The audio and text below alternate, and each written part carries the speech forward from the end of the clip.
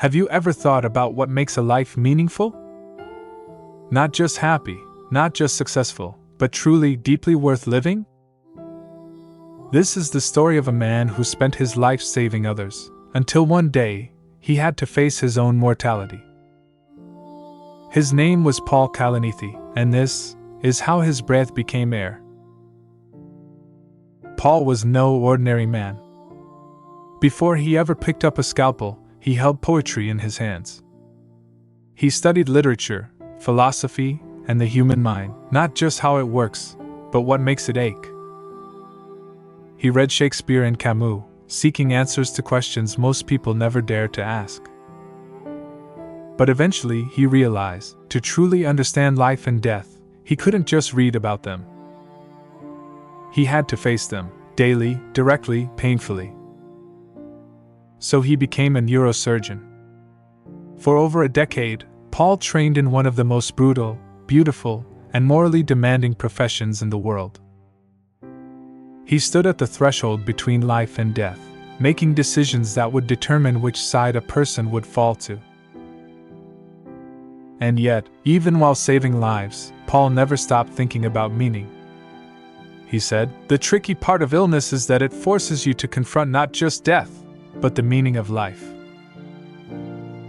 He believed that how you live is just as important as how long you live. But then, life flipped the script. In the middle of his training, Paul began to feel a deep ache in his back. He ignored it at first. He was a doctor, after all. Doctors don't panic. But the pain persisted. It grew stronger, it spread, and then came the weight loss, the coughing fits, the fatigue, the creeping feeling that something wasn't right. He ran a few tests. And then, everything stopped. CT scans, cloudy lungs, lesions, cancer. At just 36 years old, Paul Kalanithi, the brilliant neurosurgeon, was diagnosed with stage 4 lung cancer. In a matter of moments, Paul went from doctor to patient, from savior to survivor, from man in control to man at the mercy of something bigger. He wrote, "I began to realize that coming face to face with my own mortality had changed nothing and everything." So what do you do when your future disappears? When every plan you made becomes meaningless overnight? When you no longer measure time in years, but in moments? Paul didn't fall apart. He didn't run. He didn't complain. He chose to keep living, not just biologically, but meaningfully.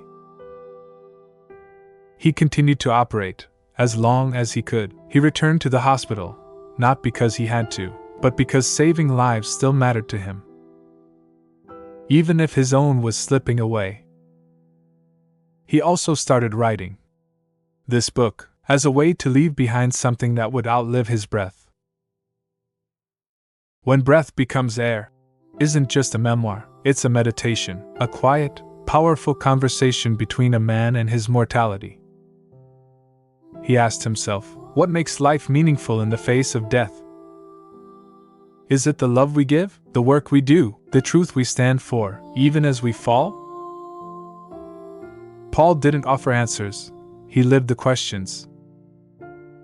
And in doing so, he gave us something more valuable than certainty, honesty.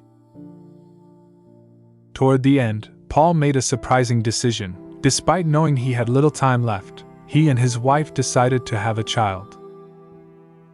A daughter, a reason to keep going, a reason to leave a piece of himself behind. He wrote to her, "When you come to one of the many moments in life where you must give an account of yourself, provide a ledger of what you have been and done, and meant to the world, do not, I pray, discount that you filled a dying man's days with a joy unknown to me in all my prior life." That's what Paul Kalanithi teaches us, that even in death, there can be beauty, that even in pain, there can be clarity, that time may be short, but meaning is infinite. This was just the beginning of Paul's story.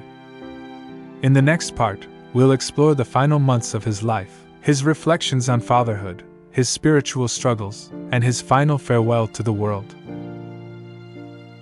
If this story touched you, Subscribe or follow to hear the rest of his journey. Share it with someone who needs to hear it. Because in a world full of noise, some voices, even dying ones, deserve to be remembered.